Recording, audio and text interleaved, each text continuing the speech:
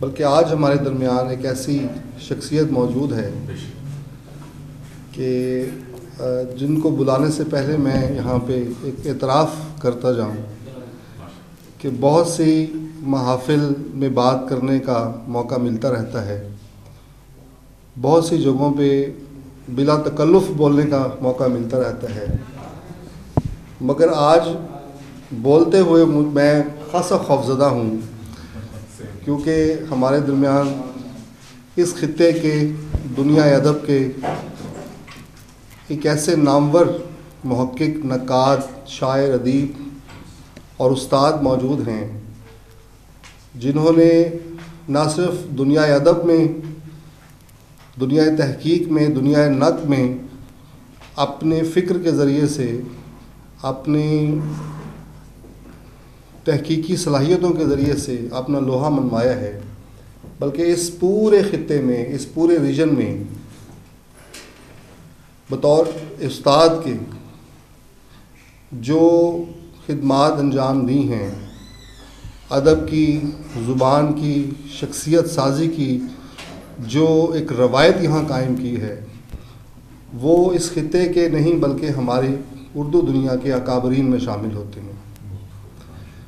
میری مراد professor doctor Asad اریب صاحب سے ہے۔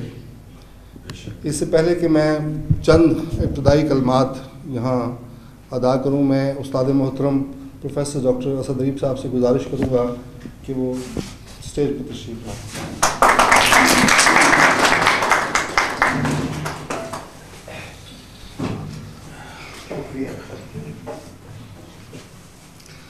ڈاکٹر صاحب سے میرے 3 تعارف ہیں، جس کا علم ان میں سے شاید ایک کا علم ڈاکٹر صاحب کو ہوگا اور 2 کے بارے میں خود جانتا ہوں۔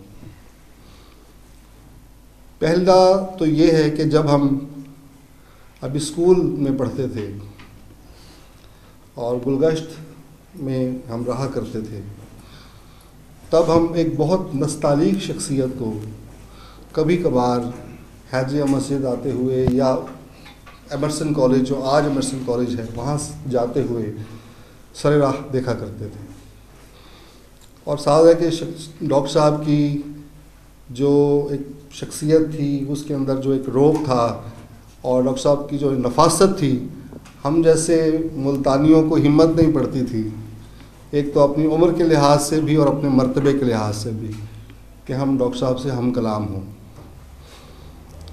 دوسرا تعارف، بلکہ اس میں یہ کہ ڈاکٹر صاحب حیدریہ روڈ پہ ڈاکٹر صاحب کا گھر تھا اور میں حیدریہ مسجد کے بالکل سامنے والا ہمارا گھر تھا، تو تقریباً راستہ کسی حد تک ایک بنتا تھا جس پر ہم ڈاکٹر صاحب کو دیکھا کرتے تھے۔ دوسرا، جب میں فرسٹ ایئر میں آیا ایمرسن کالج میں، یہ 1984 کی بات ہے، تو ہم نے اپنے اساتذہ میں دیکھا کہ اردو کے اساتذہ میں ڈاکٹر اسد اریب صاحب موجود ہیں۔ وہاں اردو کے اور بھی اساتذہ تھے، افتخار حسین شاہ صاحب ہوا کرتے تھے، اسی طرح پروفیسر غلام سرور گوندل صاحب ہوا کرتے تھے، اور بھی اساتذہ ہوا کرتے تھے، عبدالعزیز بلوچ صاحب ہوا کرتے تھے، اسلم انصاری صاحب، مگر ان میں اگر سب سے نمایاں اپنی شخصیت کے اعتبار سے، اپنی گفتگو کے اعتبار سے، اور اپنی داخلی اور خارجی اپنی شخصیت کے بنیاد پر جو سب سے مختلف اگر کوئی تھے تو ڈاکٹر صاحب تھے۔ ایک تو فرسٹ ایئر میں میں فرسٹ ایئر میں بدقسمت تھی کہ ہم ان کے براہ راست شاگرد نہیں ہو سکا میں ان کا، مگر یہ موقع مجھے ملا جب میں 3rd ایئر میں 86 میں ہی 86 میں داخل ہوا، تو بی اے اردو لٹریچر کی جو کلاس تھی، اردو ادب کی جو کلاس تھی، وہ ہماری شاہ صاحب لیا کرتے تھے، پروفیسر افتخار شاہ صاحب۔ باوجود انہیں چند دنوں کے لیے رخصت پہ وہ گئے، 10-12 دن کے لیے، 15 دن کے لیے، اور ہماری خوش قسمتی کہ ان دنوں میں ہماری کلاس ڈاکٹر اسد اریب صاحب نے لی۔ اس زمانے میں جو ہمارا کورس تھا بی اے کا، اس میں غالب کی ردیف نون جو تھی وہ ہوا کرتی تھی، اور ان دنوں میں ہم غالب ہی پڑھا کرتے تھے۔ ڈاکٹر صاحب آئے، وہ فراق اور وہ وصال کہاں، وہ شب روز و ماہ و سال کہاں، غالباً یہ غزل تھی.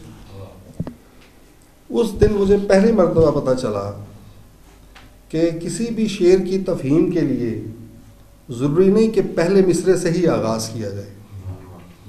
بعض اوقات شعر کی تفہیم کے لیے دوسرے مصرے سے پہلے رجوع کرنا پڑتا ہے اور پھر جا کر آپ پہلے مصرے کی جو باریکی ہے، اس کی ایمائیت ہے، اس کو سمجھ سکتے ہیں. یہ بات مجھے پہلی مرتبہ سن 86-87 میں ڈاکٹر صاحب کے ذریعے سے پتہ چلی تھی. تیسرا تعارف بھی انہی دنوں کا ہے. میں ان دنوں میں کچھ نیا نیا لکھنے کا ہمیں شوق تھا. امروز اخبار چھپا کرتا تھا، اس کا ادبی صفحہ قسمت علمی و ادبی کے عنوان سے چھپا کرتا تھا، اور مرزا ابن حنیف صاحب اس کے ایڈیٹر ہوا کرتے تھے، اس صفحے کے انچارج ہوا کرتے تھے. تو میں بھی اپنے کچھ مضامین ادھر ادھر سے پکڑ کے، جیسے ایک فرسٹ ایئر سیکنڈ ایئر کا بچہ لکھ سکتا ہے، تو میں پیش ہوا تو ابن حنیف صاحب کے پاس. انہوں نے خیر بڑی محبت سے مضمون دیکھا اور پھر 2-3 ہفتوں کے بعد وہ چھپ گیا. اور پہلی مرتبہ جب کوئی ایک طالب علم، ایک بچہ اپنا نام دیکھتا ہے اخبار میں، تو آپ اندازہ کر سکتے ہیں اس کی کتنی خوشی اس کو ہوتی ہوگی. اسی صفحے پہ ایک قسط وار سفر نامہ بھی چھپ رہا تھا، اور اس کا نام تھا زمانہ سفر میں ہے، اور وہ لکھ رہے تھے ڈاکٹر اسد ریب صاحب. تو ڈاکٹر صاحب کا میں قاری بنا اس سفر نامے کے ذریعے سے. تو یہ 3 تعارف، اور ایک اور جس میں میں اور لیاقت جعفری، آج وہ ڈی جی خان ہے ورنہ وہ ضرور آتا. ہم لوگ نا لیاقت جعفری میں کوئی ڈیبیٹنگ سوسائٹی ٹائپ اور مشاعرے جو ہوتے تھے بچوں کے، ہمارے کالج انٹر کالجیٹ، اس میں ہم کبھی کبھار شریک ہوتے تھے. تو لیاقت نے ڈاکٹر صاحب کے پاس آیا تو کسی بات اس نے کہا کہ سر یہ جو ادبی دنیا ہے، تو ڈاکٹر صاحب نے کہا بیٹا تم شاعر ہو تو یہ ادبی ہوتا ہے، لہٰذا کسی اور آدمی کو تو رعایت دی جا سکتی ہے، شاعر کو یہ رعایت نہیں دی جا سکتی ہے. اچھا خیر، اب ہم نادان پنجابی لوگ، ملتانی لوگ، ہمیں تو نہیں پتا تھا یہ عراب کا زیادہ. تو لیاقت جعفری نے اگلا جملہ جو بولا، اس نے کہا یہ جو علمی ہوگا نا وہ بھی ادبی کے وزن میں ہوگا. تو اس نے کہا سر یہ علمی. ڈاکٹر صاحب نے کہا بھائی، تو کہنے کا مقصد ہے کہ چھوٹی چھوٹی باتیں ہیں جو زندگی کے مختلف وقفوں کے اندر، زندگی کے مختلف ادوار کے اندر جو میری یادداشت میں رہی ڈاکٹر صاحب کے حوالے سے. اور جب میں ان تمام چھوٹی چھوٹی یادوں کے ان ٹکڑوں کو جب اکٹھا کرتا ہوں تو ایک پھر مکمل ایک تصویر بنتی ہے. اور وہ تصویر بنتی ہے ایک ایسے شخصیت کی، ایک ایسے شخص کی جنہوں نے اپنی پوری زندگی تدریس کے ذریعے سے ہم جیسے ادب ناشناسوں کو پڑھنے کی طرف راغب کیا. ہمیں بولنے کی جو آج تھوڑا بہت ہم بول لیتے ہیں، اس میں ڈاکٹر صاحب کی کنٹریبیوشن 100% ہے. انہوں نے ہمیں بتایا کہ لفظ کی تہذیب کیا ہوتی ہے، انہوں نے ہمیں بتایا کہ ادب کی تہذیب کیا ہوتی ہے، انہوں نے ہمیں بتایا کہ ایک محفل کے آداب کیا ہوتے ہیں. انہوں نے ہمیں، اور یہ چھوٹی چھوٹی باتیں ہیں جو چھوٹے چھوٹے واقعات سے منسلک ہیں. جب ہم ان واقعات کو جمع کرتے ہیں تو ایک بھرپور شخصیت، ایک قدآور شخصیت بن کر ہمارے سامنے پروفیسر ڈاکٹر اسد ریب صاحب کی تصویر مکمل ہوتی ہے. وہ زمانہ ایسا تھا جس میں انسان کو، جوانی کا زمانہ تھا، تو انسان کو شاید اپنا شعور بھی نہیں ہوتا. چاہے جائے کہ ہم بہت سی اور چیزوں کو کنسیو کر سکتے ہوں یا اپنے اندر جذب کر سکتے ہوں، مگر جو وقت گزرا اور ڈاکٹر صاحب کی کتابیں، ان کی گفتگو اور ان کی باتیں، ان کے مضامین نظر سے گزرتے رہے، تو اندازہ ہوا کہ ڈاکٹر صاحب صرف استاد ہی بڑے نہیں تھے، وہ نقاد بھی بڑے ہیں، وہ محقق بھی بڑے ہیں، وہ ادیب بھی بڑے ہیں، وہ شاعر بھی بڑے ہیں، اور ان سب سے بڑھ کے وہ انسان بھی بڑے ہیں. میرے سامنے ڈاکٹر صاحب کی کتابوں کی ایک طویل فہرست ہے. جس میں نقد انیس بھی ہے، ارشاد العریب بھی ہے، لغات العضا بھی ہے، زمانہ سفر میں ہے، کنجراب سے دیوار چین، میرا فرمایا ہوا، تہذیب غم، اردو مرثیے کی سرگزشت، مرثیے کے نئے صنعتگر، دو حرف دعا وغیرہ بہت سی کتابیں ہیں ڈاکٹر صاحب کی، جو سفر نامے بھی ہیں، اس میں شاعری بھی ہے، تحقیق بھی ہے، اور اس میں انیس شناسی اور مرثیہ شناسی کا ایک بہت غالب حصہ جو ہے اس میں موجود ہے۔ تو یہ ہماری آج خوش قسمتی ہے، اور میں سمجھتا ہوں کہ ہمارے ملتان آرٹس فورم کا یہ اعزاز ہے، یہ آنر ہے ہمارے لیے کہ ڈاکٹر صاحب یہاں تشریف لائے ہیں، اپنے شاگردوں کے بیچ میں تشریف لائے ہیں۔ ہم یہاں پہ جو بیٹھے ہیں ان میں سے اکثر ڈاکٹر صاحب کے شاگرد ڈائریکٹلی یا انڈائریکٹلی کوئی ان کی کتابوں کے ذریعے سے ان سے استفادہ کرتا رہا ہے، اور کوئی براہ راست ان سے، جیسے میں چونکہ ان کی کلاس میں بیٹھا رہا ہوں، شاید شوکت بھی یا کوئی اور دوست بھی۔ تو آج میں دلی طور پہ بہت خوش بھی ہوں، تھوڑا خوفزدہ بھی ہوں، کہ ڈاکٹر صاحب کے سامنے بولنا جو ہے تھوڑا سا مشکل ہوتا ہے، کیونکہ ہمیں اپنے لفظ کی کم مائگی کا احساس ہے، اور ہمارے سامنے ایک ایسی شخصیت بیٹھی ہے جو ان لفظوں کی پوری تہذیب اور اس پورے پس منظر کو جو ہے اچھی طرح اس سے آشنا ہے۔ تو ڈاکٹر صاحب بہت بہت شکریہ، ممنون ہوں اپنی طرف سے، ملتان آرٹس اور ملتان آرٹس فورم کی طرف سے، کہ آپ یہاں تشریف لائے، ہمیں اعزاز بخشا، ہمیں آپ نے مان بخشا۔ آج کا جو نشست ہے بنیادی طور پہ یہ ایک مکالمہ ہے، ایک گفتگو ہے۔ گفتگو میں بہتر تو یہ ہوتا ہے کہ ہم کسی ایک موضوع کو طے کر لیتے ہیں اور پھر اس کو لے کے آگے بڑھتے ہیں، مگر نہ جانے کیوں آج دل میں تھا کہ 2-3 چیزوں کے حوالے سے میرا دل ہے آج اس پہ بات بھی کی جائے، اور ڈاکٹر صاحب تھوڑا سا جب گفتگو شروع فرمائیں گے تو تھوڑا سا سر کے بارے میں پتہ نہیں کیوں ایک خواہش ہے کہ تھوڑا سا ہمیں اپنی زندگی کے کچھ حالات کے بارے میں، اپنے ابتدائی زندگی، اپنی طالب علمانہ زندگی، پھر بطور استاد کے آپ کہاں رہے اور یہاں تک کا سفر، اور اس پورے سفر کے اندر آپ نے زندگی کو کس طرح دیکھا، زندگی کو کس طرح پایا، زندگی کیا ہے آپ کے نزدیک، اور پھر اس سے ہی اگلا سوال کہ بطور ایک ادیب کے، بطور ایک شاعر کے، بطور ایک محقق کے، آپ ادب کو کیسا پاتے ہیں، آپ کا تصور ادب آپ کے ذہن میں کس طرح بنتا ہے۔ یہ اگرچہ میں اپنی طرف سے چھوٹے چھوٹے سوالات پوچھ رہا ہوں، مگر اس میں ہر سوال کے لیے ایک طویل نشست جو ہے وہ درکار ہے، یہ مجھے اس بات کا ادراک ہے۔ مگر میں چاہوں گا کہ ڈاکٹر صاحب آپ تھوڑی سی اس حوالے سے بھی روشنی ڈالیں گے۔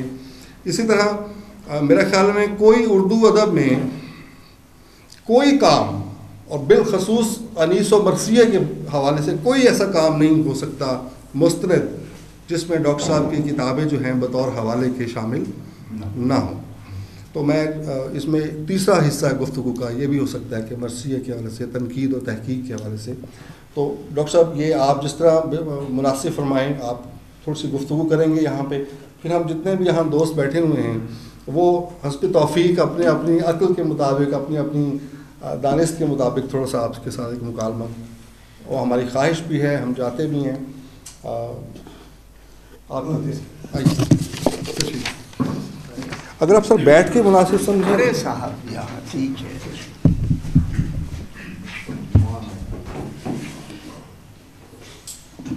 دنیائے ادب کے نامور محقق، ادیب اور نقاد ڈاکٹر اسد اریب، اس سے بڑا کمزور جملہ،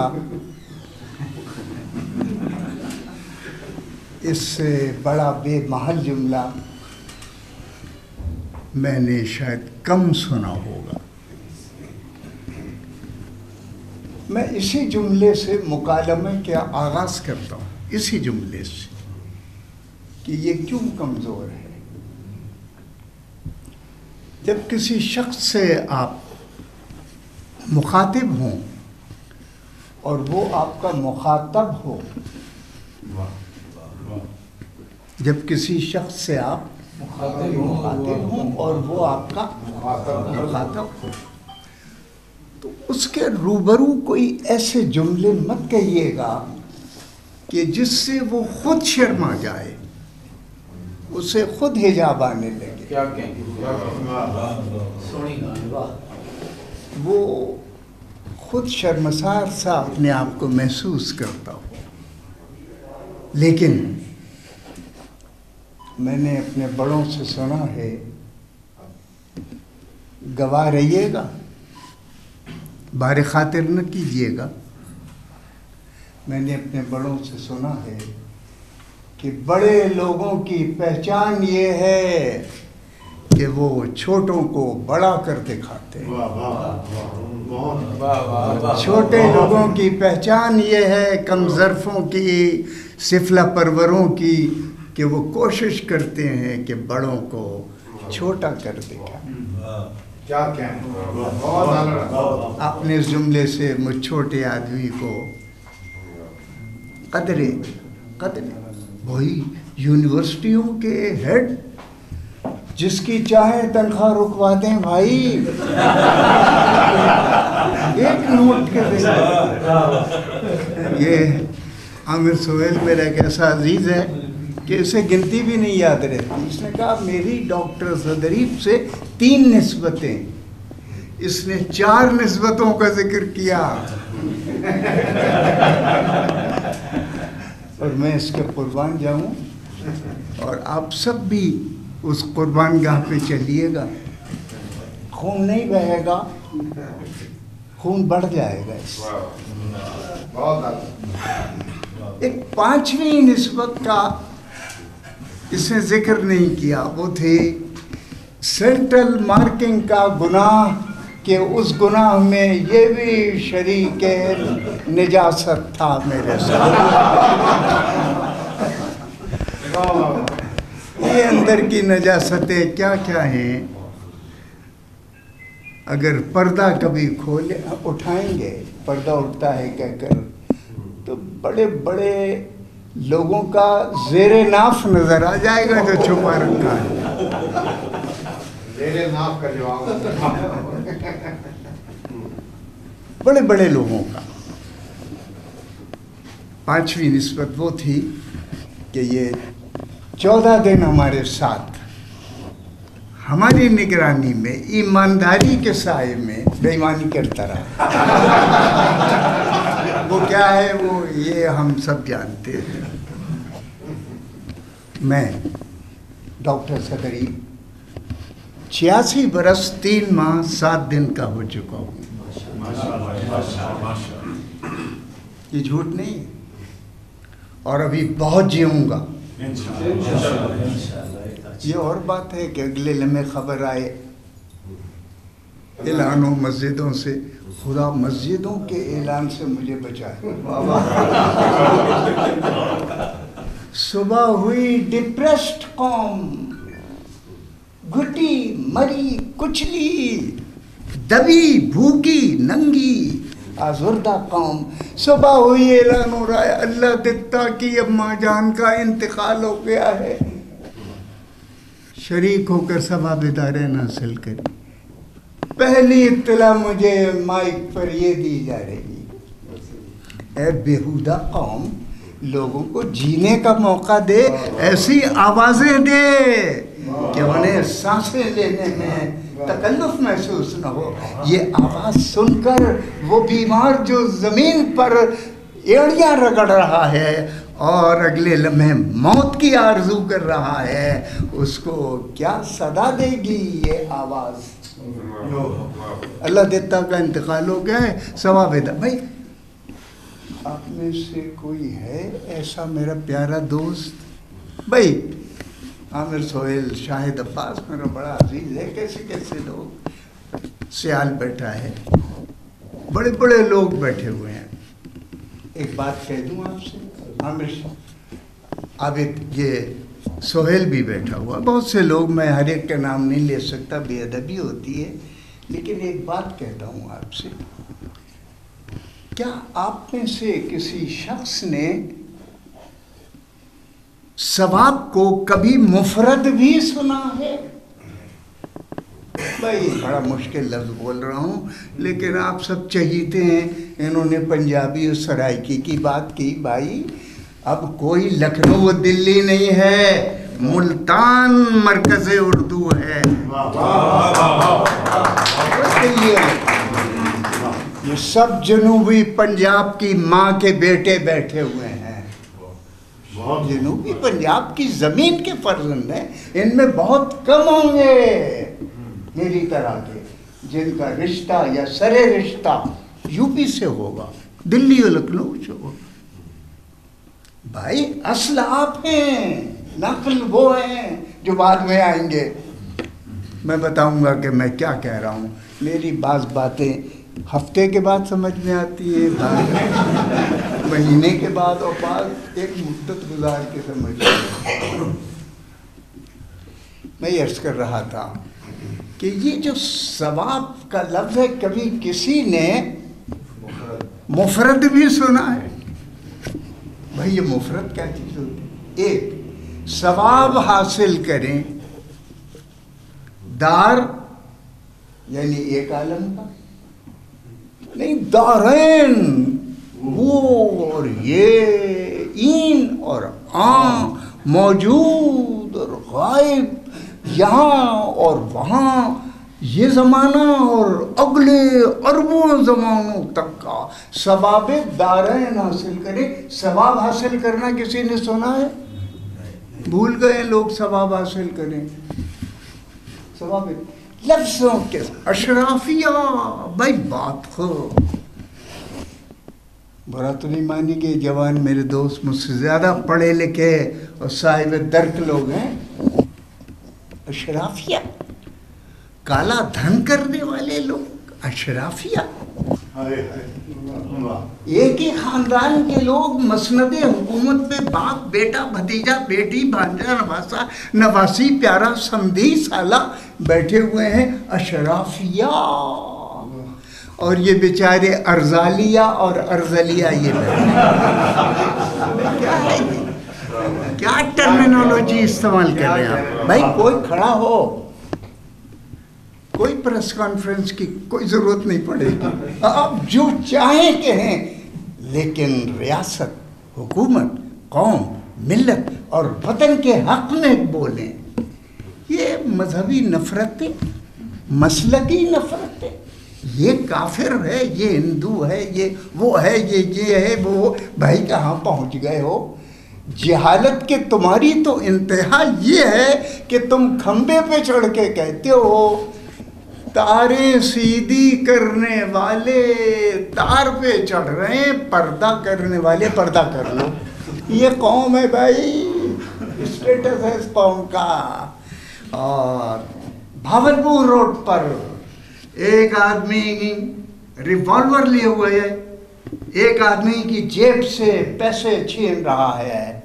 وہ پردہ کروا لو پردہ کر لو والا آدمی پاس سے گزر جاتا ہے کہ مجھے پرائی میں اپنا پیر اڑانے کی کیا ضرورت ہے, وہ منہ ادھر کر کے چلا جائے گا. یہ بے حس معاشرے کا فرد آپ ٹھیک کر سکتے ہیں. آپ میں کوئی سیاستدان نہیں, سب یا استاد ہیں یا طلب علم کے والا دیوانے مستانے ہیں, اور عمر کا کوئی تقاضا نہیں, عمر کوئی چیز نہیں ہو رہی. مجھے اپنے مرشد معانی میر کا شعر یاد آ گیا.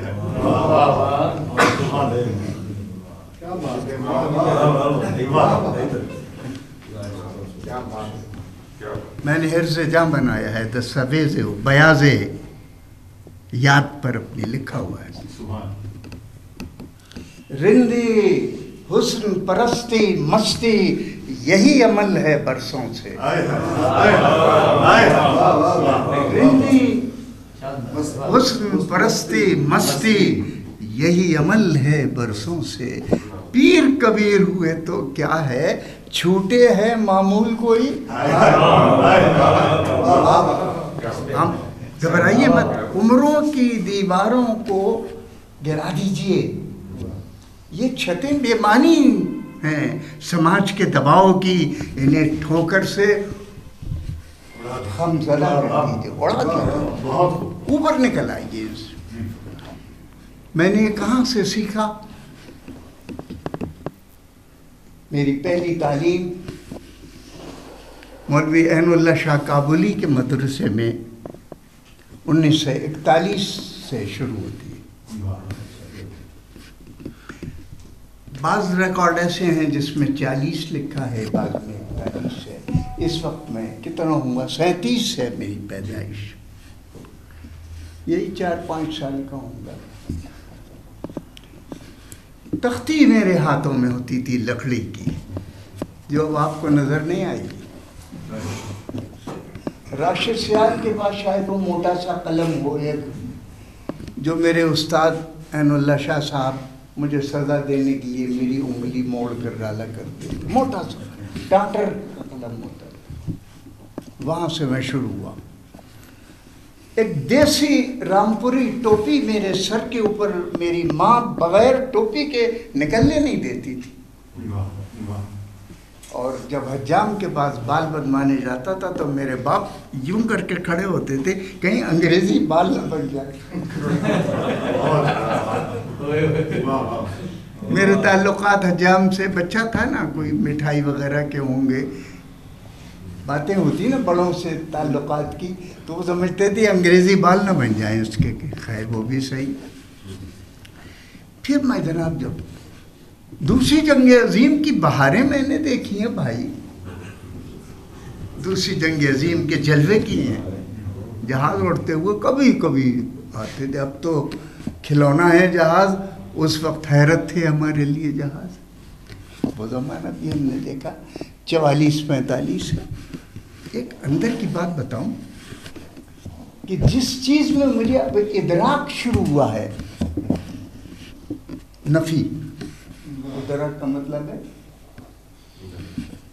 افلاطون کے لفظوں میں کہہ رہا ہوں، بھائی افلاطون پر بھی کسی دن مجھ سے بات چیت کر لو۔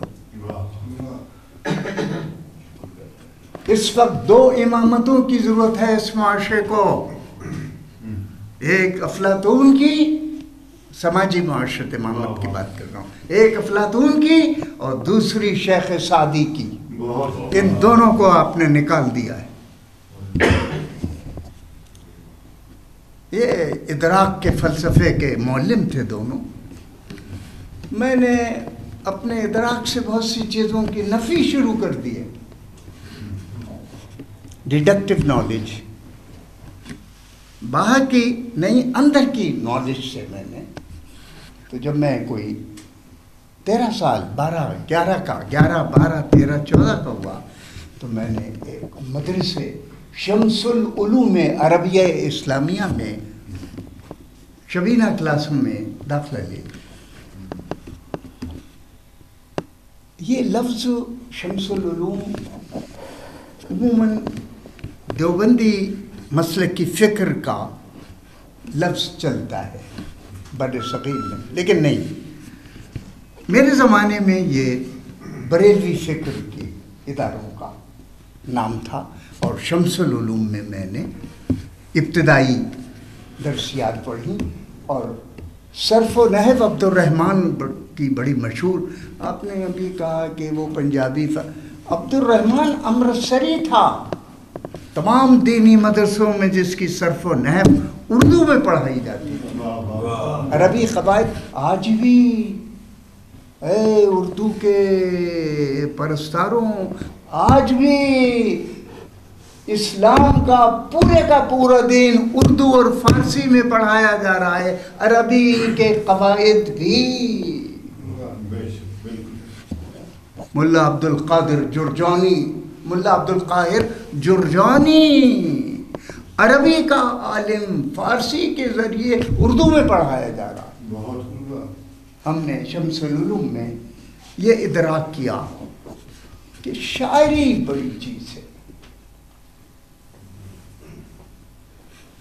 اکثر لوگ شعر کے عاشق بیٹھے ہیں یہاں، کہتے ہوں اگر اجازت دے دیں، شاعر پروردگار کی آواز میں آواز ملا کر چلتا، بولتا، لکھتا اور پڑھتا ہے، نثر نگار نہیں۔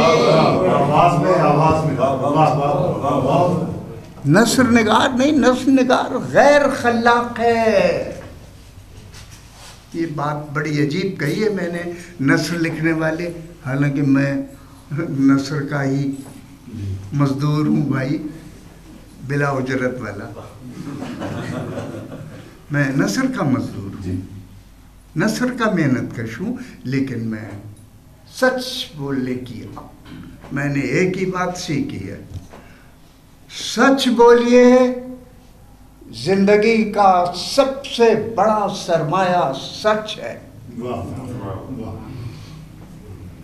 جتنی عمر بڑھتی جاتی ہے شاید یہ ادراک بڑھتا جاتا ہے سچ کا. شاید میں عرض کر رہا تھا کہ میں نے ان مدرسوں میں تعلیم حاصل کی، یہ عربی اور اسلام کے مدرسے تھے، مگر اس عربی اور اسلام کا مجھ پہ قطعاً کوئی اثر نہیں.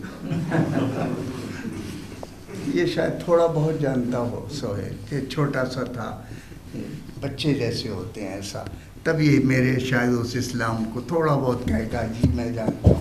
لیکن میں قمر شہزاد ہوتا وہ شاید بتا دیتا، یا کوئی اور لوگ جو میں نے دیکھا ہے. بھائی پتے کی بات کہہ دوں کہ یہ فراری آداب، یہ مفرور، فراری و مفرور وہ والا نہیں جو آج کل مطلوب ہے. میں سامنے ہوں بالکل. یہ فراری اور مفرور ان مدرسوں کا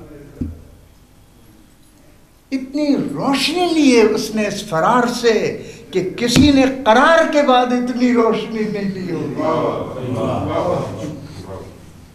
اس فرار کے بعد میں نے.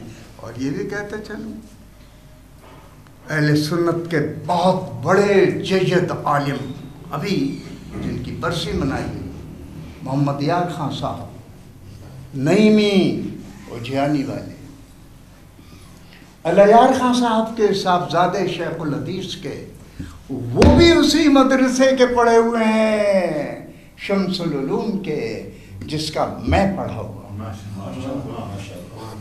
ماہر القادری نے بھی اسی مدرسے میں تعلیم حاصل کی. شیخ کس کس کا نام لوں؟ مولانا شیخ الحدیث عبد الحامد قادری بدایونی، جامعہ اسلامیہ کے پرنسپل، مسلم لیگ کے بہت بڑے لیڈر عبد الحامد بدایونی صاحب قائد اعظم کے ساتھی، وہ بھی شمس العلوم کے پڑھے ہوئے.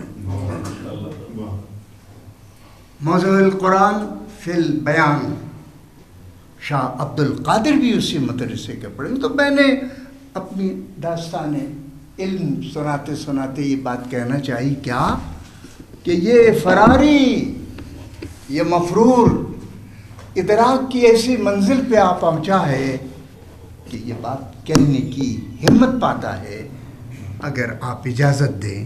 کیا کہ انسان کا سب سے بڑا مذہب انسانیت ہے. نہیں سنیں گے آپ نہیں سنیں گے. سب سے بڑا مسلک انسان کا انسانیت ہے. والارض وضعها للانام، اور ہم نے زمین مخلوقات کے لیے پیدا کی ہے. بھائی بھولے مسلمانوں، تمہارے لیے نہیں پیدا کی، وہاں لکھا ہو تمہارے لیے پیدا کی.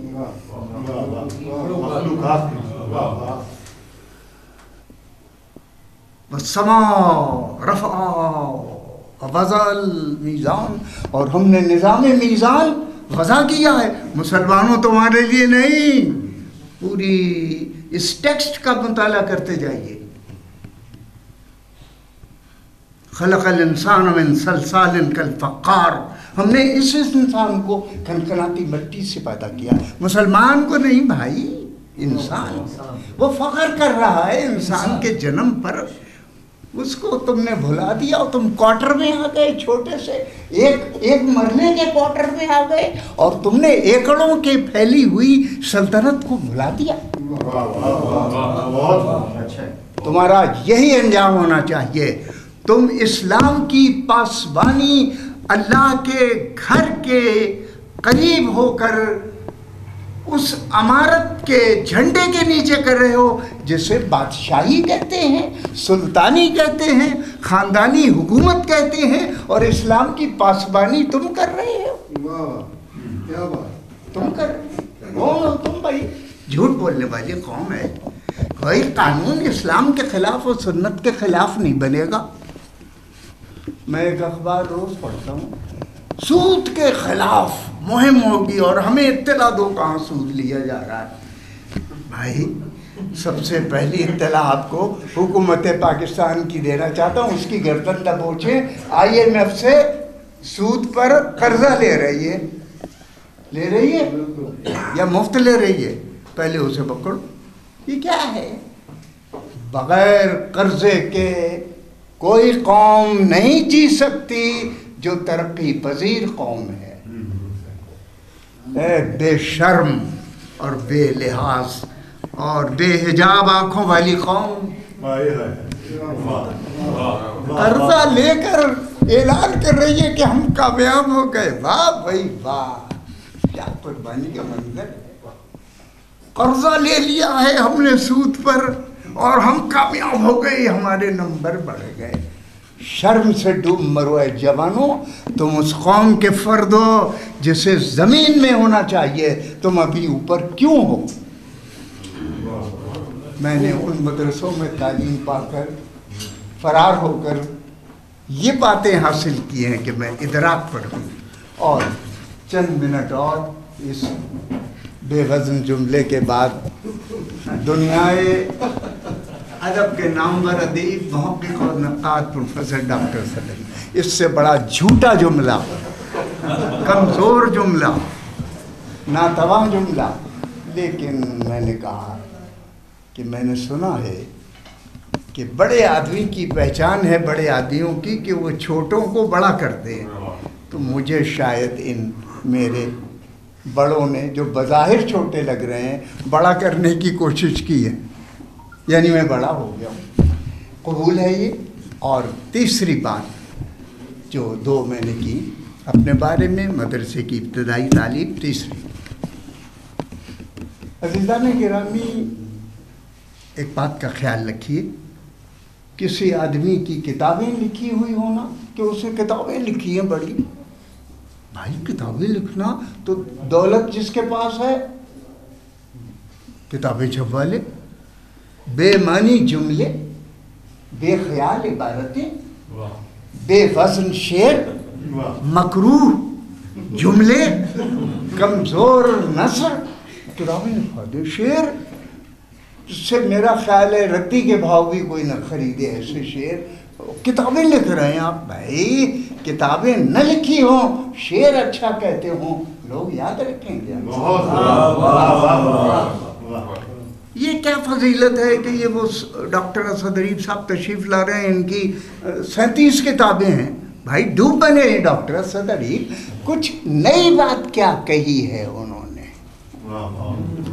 نئی بات کیا کہی ہے؟ انہوں نے دوسروں کے چبے ہوئے نوالے چبائے ہیں. یہ کیا ہے؟ عامر سہیل ایک بہت بڑے ادارے کا سربراہ ہے، یہ جانتا ہے اردو ادب کا معیار گر رہا ہے. زبان نہیں پڑھتے لوگ. زبان دلی، لکھنؤ، لاہور کا تعلق نہیں ہے، ملتان کا. زبان کا تعلق ہے طبیعت سے، علم کا تعلق طلب سے ہے. ہمارے استاد کا عالم یہ ہے کہ ادھر سے اردو کی 22 گریڈ کی ٹوپی لگاتا ہے اور وہاں سے ریٹائر ہوتا ہے تو وہ 20 گریڈ کی سرائکی میں چلا جاتا ہے، 19 گریڈ کی پنجابی میں چلا جاتا ہے. یہ کیا اسٹیٹس ہے بھائی؟ نہیں، زبان کے ساتھ وابستگی کا یہ انداز ہونا چاہیے. کوئی جانتا ہے کہ پطرس بخاری استاد تھے انگریزی کے، لیکن پطرس بخاری ایک ادیب تھے. ان کے بہت سی کتابیں تھیں، بے شمار کتابیں. نہیں بھائی، مضامین کا ایک چھوٹا سا مجموعہ ہے. میرے پیارے شاعر غالب کی طرح چھوٹا سا دیوان، میر کی طرح اتنا بڑا دیوان نہیں ہے کہ اس کمرے میں نہ سما آئی. پطرس پیٹرس ان کا نام ہے، پطرس بخاری، انگریزی کے استاد، پرنسپل، پشاور کے رہنے والے، سادات بخاری خاندان کے فرد، سب بے بانی باتیں ہیں. وہ ادیب ہیں اور مزاح نگاری کی امامت میں ان کا 12 اگر امامتیں ہوں تو ان میں تیسرا چوتھا نمبر. پطرس بخاری. تو وہ کیا لکھنؤ کے رہنے والے تھے؟ نہیں بھائی، وہ ادب کے چہیتے تھے. آپ ادب کے چہیتے بنیے. سب سے پہلے اردو کا استاد. مجھے بڑا افسوس ہوا. عامر سہیل، تعزیت پیش کرتا ہوں، بطور عزادار تعزیت پیش کرتا ہوں. میں اردو کے ایک استاد سے ملا. اس نے کہا کہ ڈاکٹر صاحب، میں آج کل مصحفی کا مطالعہ. میں نے کہا بھائی سننے والی خبر ہے، دبا کے رکھیے، چھپا کے لے جائیے، دکھائیے گا نہیں، چھپا کے رکھیے. یونیورسٹی کے پروفیسر، آپ کے معاصرین میں کس کا آپ مطالعہ کر رہے ہیں؟ مصحفی کا مطالعہ کر رہے ہیں. آج کل کیا دیکھ رہے ہیں آپ؟ اس کی ایک تنقیدی کتاب ہے، تاریخ ادب اردو پہ فارسی میں ہندی گویا، وہ پڑھ کہ نہیں میں عقد ثریا کا مطالعہ کر رہا ہوں. کتاب ہے، مصحفی کی کتاب ہے، عین قاف دال. عقد کے معنی نکاح ہے، صحیح ہے. عقد ثریا ایک طوائف ہے، بڑی اچھی بات ہے. ثریا ایک لڑکی ہے، ثریا ایک خوش جمال خاتون ہے. سب عقد ثریا میرے سے. میں کہا ٹھیک ہے، بہت اچھا. میں گھر آیا اور رونے لگا. تعزیت یہ پیش کرا. بھائی آج کا استاد جو کتاب پڑھا رہا ہے اس کے ٹائٹل کو نہیں جانتا کہ وہ لکھا کیا ہے. وہ عقد ثریا ہے بھائی. وہ کیا ہے؟ اب ڈاکٹر ظریف صاحب اسے پڑھائیں گے، اس نے نیچے این کے نیچے زیر لگایا ہے؟ نہیں. مصحفی کی کتاب عقد ثریا ہے. ثریا ستاروں کی لڑی ہے، اور اس لڑی کو جب ہار بنا دیا جائے تو اسے عقد کہتے ہیں. تصویر یا لڑی کو کہتے ہیں عقد ثریا. اس نے کہا کہ یہ ملک بشیر الرحمان میرے ایک معاصر استاد ہوتے تھے اردو کے. ایم ایس این کالج میں میرے تو نہیں رہے، لیکن گورنمنٹ کالج میں جب جی سی لاہور میں تھا، میں جی سی کا استاد بھی رہا ہوں. وہ میرے ہیڈ تھے ملک بشیر الرحمان. اللہ کو پیارے ہو گئے، لیکن میں ابھی پیارا نہیں ہوا ہوں. ارے بھائی کب تک حضرت پیاروں کی فہرست تیار ہو جائے گی، پتہ چلے گا، گن نہیں پائیں گے آپ. خیر، کہنے لگے کہ صاحب حالی کی کتاب مجالس نساء اور یہ وہ کہنے کے پھر کہنے لگے کہ کیا مشکلات پیدا کیے انہوں نے، کہ وہاں انہوں نے لکھا ہے کہ عرق النساء لڑکیوں کو شرم آتی ہے اس کتاب کو پڑھتے ہوئے. ایک کتاب ہے حالی کی، یہی عین رے قاف، بالکل عورتوں کی لیکوریا کی بیماری ترجمہ انہوں نے مجھے بتایا، اور یہی قریب تک نساء اور عرق النساء. میرا کمرہ نمبر بخاری آڈیٹوریم میں گورنمنٹ کالج کی ایک بڑی اچھی روایت تھی، بہت اچھی روایت تھی. گورنمنٹ کالج میں کمرے الاٹ تھے پروفیسروں کو. تو میرے ساتھ مشکور حسین یاد اور لودھی ایک افسانہ نگار تھے، نام نہیں ہے، ان کے شوہر. اچھا، وہ ہم 3 آدمیوں کا ایک کمرہ تھا. تو میں نے مشہور بڑا مزاج بلا آدمی تھا، کہنے لگے کہ جی کیا بات ہوئی ملک صاحب سے؟ میں نے کہا کوئی کہہ رہے تھے کچھ مشکلات نہیں ہیں ایسی، ٹیکسٹ ایسے ہونے چاہیے آسان، یہ لفظ ایسے نہیں آنے چاہیے فلاں، تو یہ لفظ جو ہے بڑا مشکل ہے، کیا عرق النساء۔ وہ بیچارے انہیں بھی لغت سے تو ڈاکٹر صدری عہد حاضر کا نقاد نامور لغت داں اور لفظ شناس آدمی ہر رات تو نہیں ہوتا، وہ بھی ایسے ہی تھے، اوپر سے گزر گئی ان کی۔ میں نے ان سے کہا بھائی یہ عرق نہیں ہے، یہ عرق ہے۔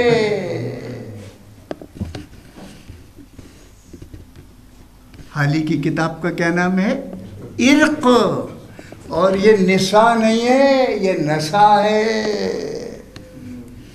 عرق نساء، رگ ہے، عرق کہتے ہیں رگ کو، عرق عروق، اور نسا ایک رگ ہے شیاٹک جسے شیٹیکا کہتے ہیں، وہ نسا ہے۔ اب یہ آسان بات ہے، عرق نسا۔ اور ان کے ذہن میں استاد محترم کے ان کے ہمکار ایک پروفیسر کا نام اس یونیورسٹی کے ہے، پروفیسر مہولا، کیا نام ہے؟ پروفیسر مہولا، مرد ہیں یا عورت مجھے نہیں صحیح معلوم، لیکن یہ کہا بھائی یہ مہولا کیا چیز ہے؟ معلوم ہوا یہ عامر سہیل، ڈاکٹر عامر سہیل، وہ بڑی شور، یہ پہلے بہت دبلا پتلا ہوتا تھا، یہ عامر سہیل جو ہے یہ تو پتہ نہیں کیا کھاتا پیتا ہے، یا میرا خیال ہے خزانے کی دو قسمیں ہوتی ہیں، ایک وہ جس سے تنخواہ ملتی ہے اور ایک وہ جس سے ہم صحیح معنوں میں حق حاصل کرتے ہیں، اس سے آدمی موٹا تازہ۔ خیر یہ مہولا بھائی کیا چیز ہے؟ مولانا ان صاحب نے پڑھاتے ہوئے بالا کے ساتھ یہ لفظ لکھا دیکھا اور کہا مہولا بالا باتوں میں یہ بات کہی گئی ہے۔ انہوں نے محولہ کو مہولا کہا،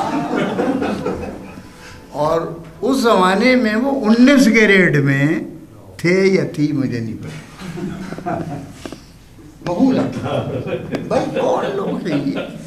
پڑخچے اڑا رہے ہیں وہ ڈپارٹمنٹ میں اردو کے پڑخچے۔ عامر سہیل آپ سے توقع ہے کہ میری ان مختصر باتوں کو سن کر آپ مجھے اجازت دیں گے، اور آپ اگر سوال کرنا چاہیں کافی ہے۔ ہمارا تو کہ آپ بولتے جائیں ہم۔ ارے نہیں آئیے میں اس پہ بیٹھ کر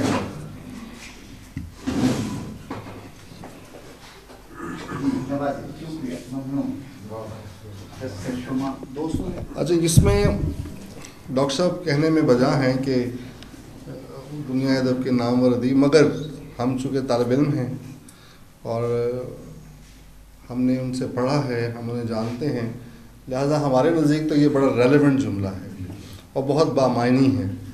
ڈاکٹر صاحب استاد ہیں، لہٰذا وہ استاد ہے کہ ایک مشکل ہوتا ہے کہ ایک وزادار آدمی کے لیے جب ان کے سامنے تعریف کی جاتی ہے تو تھوڑا سا انکساری، اور ڈاکٹر صاحب کی جس طرح کی طبیعت ہے وہ اس طرح کے جملے عموماً سنتے نہیں ہیں جو بہت زیادہ مبالغہ یا مگر ہم چونکہ طالب علم رہے ہیں، ہم ان کے ساتھ سے بہت کچھ سیکھا ہے، لہٰذا ہمارے لیے تو یہ جملہ بہت بامعنی ہے۔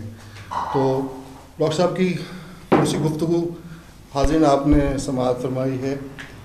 میں یہ چاہ رہا تھا کہ آپ کچھ تھوڑے سے سوالات کچھ شاعری کے بارے میں، ادب کے بارے میں، غالب کے بارے میں، انیس کے بارے میں، یا اس طرح کی اور ڈاکٹر صاحب کی گفتگو سے اگر کوئی آپ کو سوال اخذ کرنا چاہیں تو یہ فورم جو ہے اوپن کیا جاتا ہے۔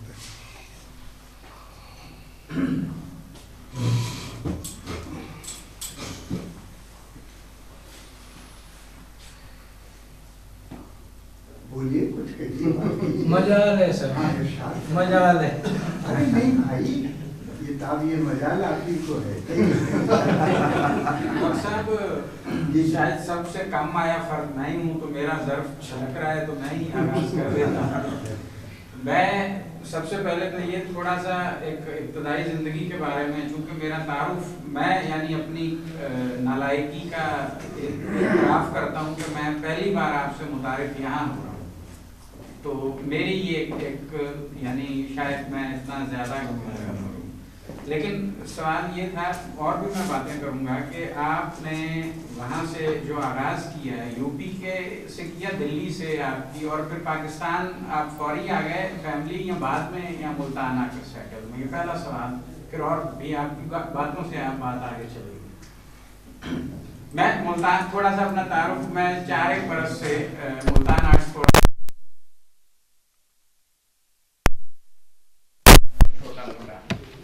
عرفان ذوالفقار میرا نام جی، میں یعنی، اور میری فارمل ایجوکیشن جسٹ میٹرک کی ہے، تو بس ایک چھوٹا موٹا تخلیقی سا رجحان ہے، ٹرینڈ ہے، تو وہ کچھ چیزیں پیش کر دیتا ہوں یہاں پر۔ یہ میرا انٹروڈکشن ہے۔ تو مجھے یہی پہلا سوال تو یہ ہے کہ آپ یو پی سے کہ کس خطے سے ہیں، اور پھر وہاں سے آگے سفر چند جملوں میں اگر بیان کر سکیں۔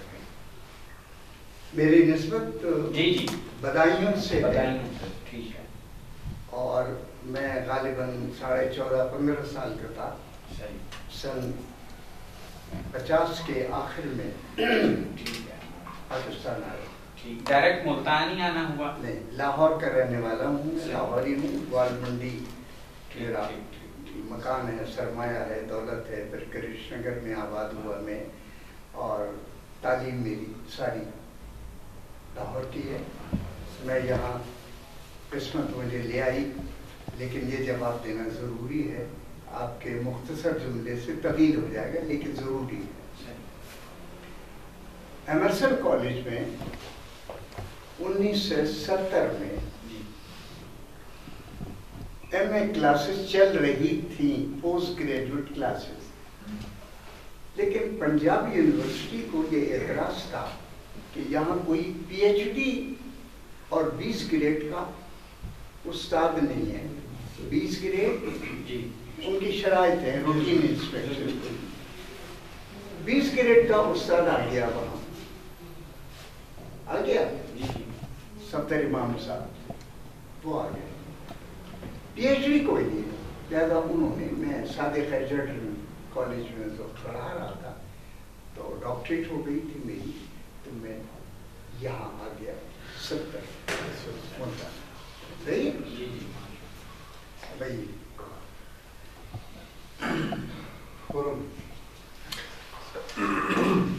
جی سر، ارشاد فرمائیے۔ سب سے پہلے خرم شہزاد ہیں، ڈاکٹر خرم شہزاد جی، خاص طور پہ ہمارے جو بعد کی جو ایک نسل ہے ان میں بہت پرومیننٹ پڑھنے والے ہیں، لکھنے والے ہیں، اور ان کا خاص طور پہ یہ جو جدید تنقید ہے جس میں ساختیات، پس ساختیات اور جدیدیت ماں بعد جدیدیت کے جو مباحث ہیں، ان کا پی ایچ ڈی ہے سر یاد دریلا کے حوالے سے، جو کہ رد تشکیل کا مفکر تھا۔ جی اور فرمائیے۔ یہ کتاب کو پچھلے دو وہ میں نے دیکھی، اب فرمائیے۔ سب سے پہلے تو میں آغاز ایک ضمنی بات سے کرنا چاہوں گا کہ شکریہ ادا کرتا ہوں میں ملتان آرٹس فورم کا، ڈاکٹر عامر سہیل صاحب کا، ڈاکٹر مقبول گیلانی صاحب کا، کہ انہوں نے مجھے یہ فخر دیا کہ میں آئندہ نسلوں کو یہ کہہ سکوں کہ میں ڈاکٹر اسد ادیب صاحب سے بات سن چکا، کچھ نہ کچھ کہہ چکا، تو یہ ایک میرے لیے بڑی مجھے خوشی محسوس ہو رہی ہے۔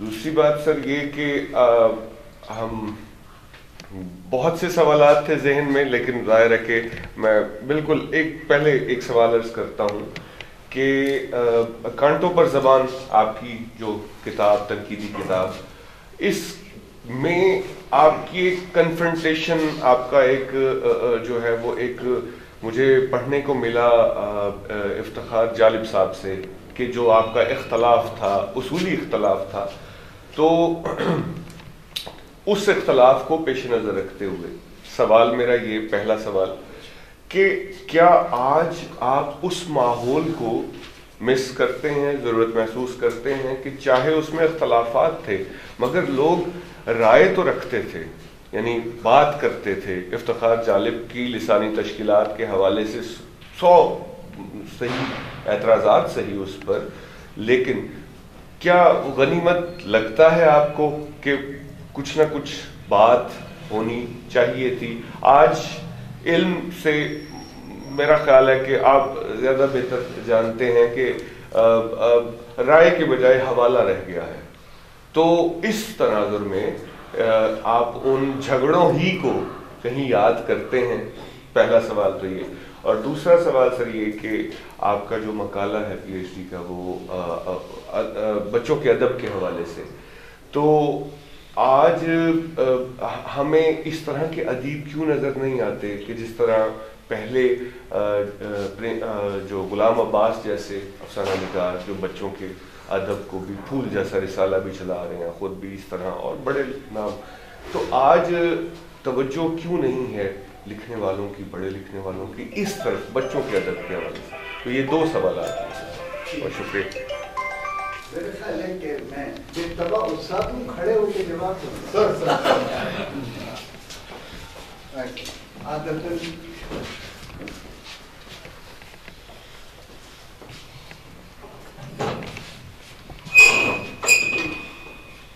ये चाय फिर ले लेंगे, कोई हर्ज नहीं। हाँ, फिर मजा कर देगी गुफ्तगू। इन्हें कैश दे दिया करें, बच्चों के भी काम आएंगे, कैश अलग से है। कांटों पर ज़बान, इसमें एक मजमून है जदीद नज़्म पर, तो कभी फ़नून में अहमद रदीम ख़ासमी ने छापा था, गालिबन 35-40 साल पहले की बात है। उसमें ये बात इफ्तिखार जालिब की बात की थी। अहमद अमेश का भी उसमें जिक्र है, जिलानी कामरान का भी जिक्र है। जिलानी कामरान से बढ़कर कोई माबादुल जदीदियत और फिक्र की तजरीद के एतबार से कोई बड़ा शायर नहीं गुजरा। इस्तांज़े उसकी किताब का नाम है, इस्तेंज़ा को उर्दू में लिखा है इस्तांज़े। और मेरे बड़े प्यारे दोस्त थे, गवर्नमेंट कॉलेज में मेरे साथी थे, TI कॉलेज की कॉन्फ्रेंस एक ज़माने में परवेज़ परवाज़ी एक साथ मेरे हम जमात थे, आजकल जर्मनी में है, मुझे लेकर गए। ये कांटों पर ज़बान का मौजू असली मकाला मैंने TI कॉलेज में पढ़ा था। इसमें इख्तलाफात की एक नहज थी, आप चूँकि सब लोगों ने वो मजमून नहीं पढ़ा है, मैंने नज़्म की बेरब्तिए ख्याल पर, उसकी बुलंद पर गुफ्तगू की थी। मेरा ख्याल था कि जदीद नज़्म में नसरी नज़्म की बुनत यानी उसकी तरकीब, तरतीब नहीं तरकीब यानी उसे मुरक्कब जिस तरह किया जाता है, उसमें आहंग को यकीनन एक अहमियत हासिल होनी चाहिए। मैं ये कहता था। इफ्तिखार जालिब मरूम हो गए, उनका ख्याल था कि ख़याल को मुरक्कब करना चाहिए, यानी ख़याल ऐसा दिया जाए जो आम तौर पर कवाफ़ी और रदीफ़ में पाबंद होकर अपना जलवा नहीं दिखा सकता, अपना चेहरा नहीं दिखा सकता। हम उसे लाइनों में, स्टांज़े यानी स्टेंज़ा में, इबारतों में छोटी बड़ी ज़ाहिर कर सकते हैं अज्ज़ाए ख़याल के एतबार से। ये बड़ा मुश्किल मज़मून था और मैंने कोशिश की कि ये बात कह सकूं क्या, और वो बात सही साबित हो गई। नसरी नज़्म मर गई, नसरी नज़्म नहीं है। जिसे शायरी ना आती हो वो कह दे कि ये मेरी नज़्म है, वो नसरी नज़्म। लेकिन नसरी नज़्म हो या मुअर्रा या मुसज्जा या मुक़फ़्फ़ा या मुअन्ना, कोई भी नज़्म हो, नस्र हो, उसके कुछ ज़ाब्ते होते हैं ना। تو آپ نثری نظم کا کوئی ضابطہ تو مقرر کریں گے، یا صرف عبارتیں اوپر نیچے لکھنے کو بجائے نثر کی طویل عبارتیں انشائی مضمون کے، جواب مضمون کی صورت کے بغیر شعر کی صورت میں لکھ دینے سے نثری نظم بن جائے گی؟ نہیں، لہذا اب نثری نظم ختم، کوئی نثری نظم زندہ نہیں ہو سکتی۔ احمد دمشق میرا دوست، میرا بھائی، میرا معتقد، محبت کرنے والا، آخری شاعر کہہ کے مرا ہے کہ نثری نظم کو اب سانسیں لینے کے لیے کسی آکسیجن ٹینٹ کی ضرورت ہے احمد دمشق کے بعد۔ احمد دمشق ختم ہو گیا، نثری نظم جاتی گئی۔ اب نثری نظم کا کوئی نام لے دیں آپ تو اور بات ہے۔ آپ کا جواب یہ ہے میں وہ زمانے یاد کرتا ہوں، اور ان زمانوں پہ فتح مندی کا مجھے اقرار ہے کہ میں جیسے سوچ رہا تھا، شاعری میں نے ابھی کہا کہ الہی طاقتوں میں سے ایک طاقت فروزاں شاعری، جو شعر کہتا ہے وہ چلتا پھرتا خلیفہ ہے اللہ کا خیالات میں۔ ارے بھائی وہی اب پیغمبروں پر تو نہیں اترے گی، ختم سلسلہ، کیا کہنے لیکن خیال تو اترے گا۔ اس کا نام آپ وہی مت کیجئے، بے ادبی ہو جائے گی، پکڑے جائیں گے کسی توہین میں۔ اس کا نام کچھ تو رکھیں گے۔ افلاطون نے اس کا نام رکھا ہے ادراک، ارسطو نے اس کو معاف کیجئے سقراط نے اس کا نام رکھا ہے تحویل حقیقت۔ یہ کیا چیز ہے؟ وہ یہ ہے، آپ کے جواب میں عرض کر رہا ہوں، یہ کرسی، یہ مثال ہے سقراط، ارسطو اور افلاطون تینوں کے ہیں۔ وہ کہتا ہے کہ یہ کرسی جو سامنے نظر آ رہی ہے، سب سے پہلی کرسی، توجہ کر رہی ہے، یہ سب سے پہلی کرسی جو بنی ہے، یہ ڈیزائن کہاں سے دیکھا ہے؟ یہ ڈیزائن کہاں سے دیکھا ہے اس نے؟ ارسطو جواب دیتا ہے اس کا کہ اس کا ڈیزائن یہاں تھا۔ ما بعد تجدید اسے کہتے ہیں، یعنی اوپر، تجدید سے بھی اوپر۔ وہ کہتا ہے کہ اس کرسی کا وجود اس خیال سے ہے جو اندر ہے، تب یہ کرسی باہر آئی ہے۔ اس کا مطلب ہے انسان کے وجود میں کائنات سمائی ہوئی ہے، خلق کی کائنات۔ یہ کرسی کیسے بن گئی بھائی؟ اب تمام باتوں کو سمیٹ کر میں کہتا ہوں، یہ ادراک ہے، اندر سے بڑی نعمتیں پھیلی ریلی گیلی، جتنی بھی وسعتوں کے نام ہیں سب اندر ہیں موجود، وہاں سے ذخیرہ تھوڑا تھوڑا تھوڑا تھوڑا، اردو اور پنجابی میں قدیم میں چونا کہتے ہیں، ٹپک رہا ہے، ابھی بھرپور بارش نہیں ہوئی ہے۔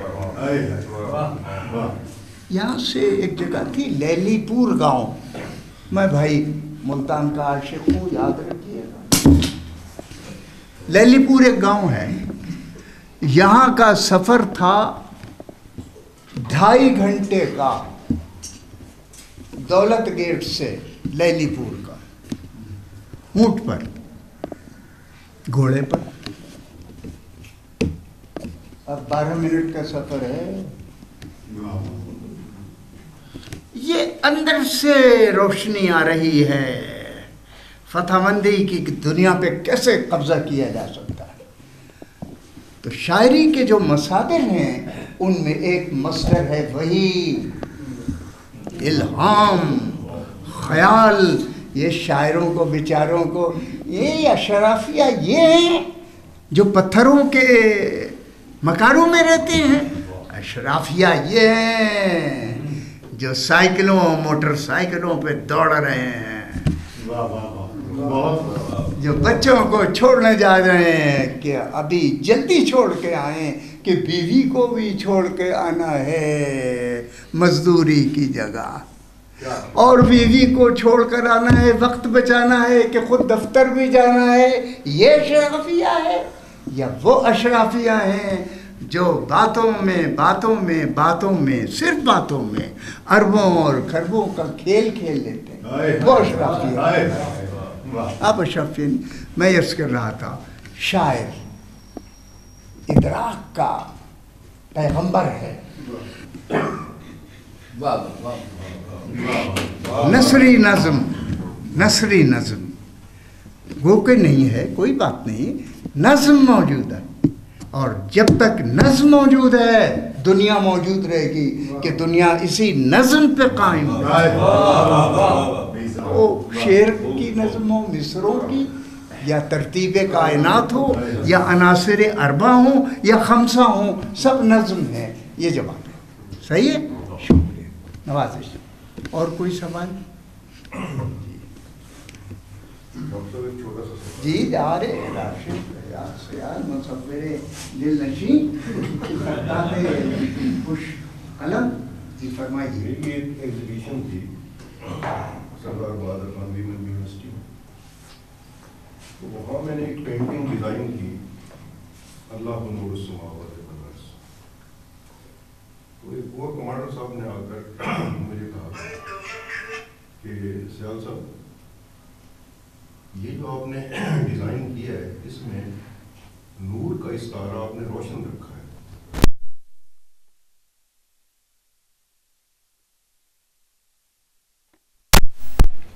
میں کافی سوچتا رہا، لیکن میں تھوڑا سا اس کانسیپٹ کو کلیئر کرنا چاہ رہا تھا، آپ تھوڑی اس پر روشنی ڈالیں. ٹھیک.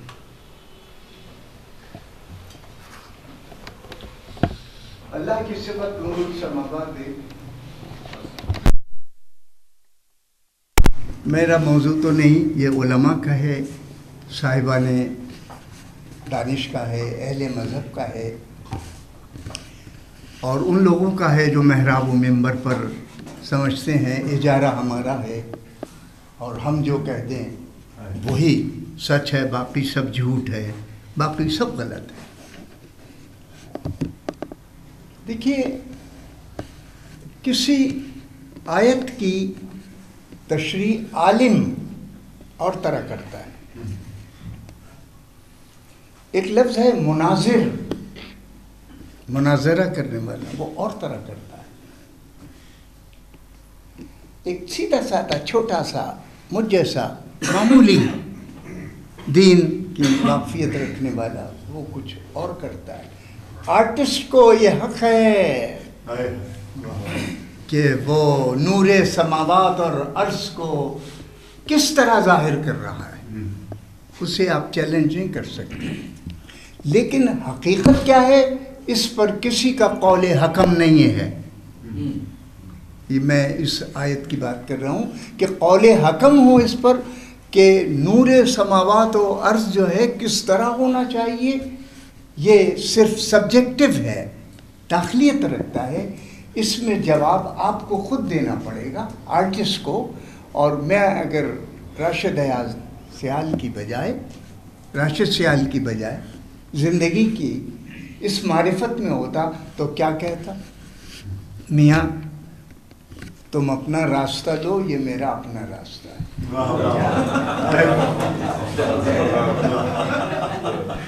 کیا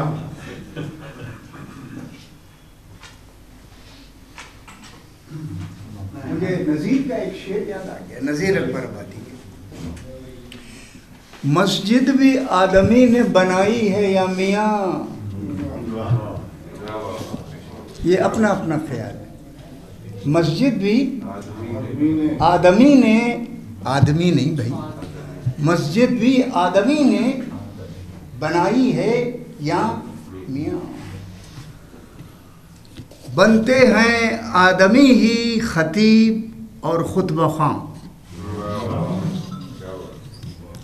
پڑھتے ہیں آدمی ہی قرآن اور نماز یاں.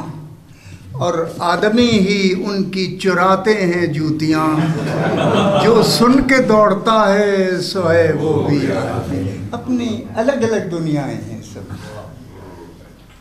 سر ذکر غالب نہیں ہوا، جی حضور، غالب کا ذکر نہیں ہوا، غالب کا ذکر ہے کہاں تمنا کا۔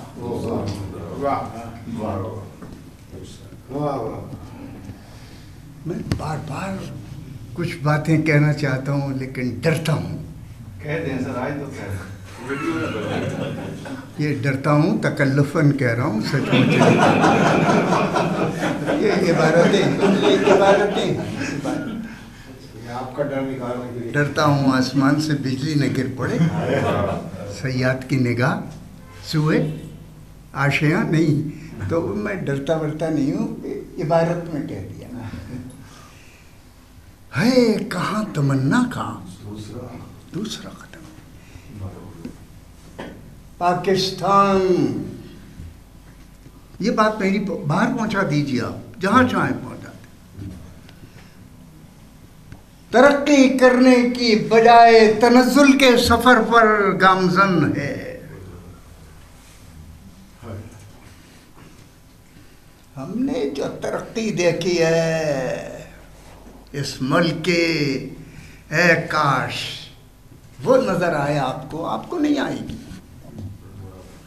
ہے کہاں تمنا غالب سے یاد آ رہی ہے بات،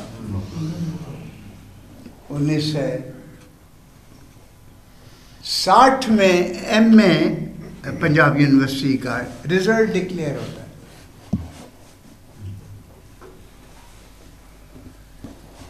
public service commission Punjab university کو مختلف شعبوں کے طالب علموں کے رزلٹ منگواتی ہے۔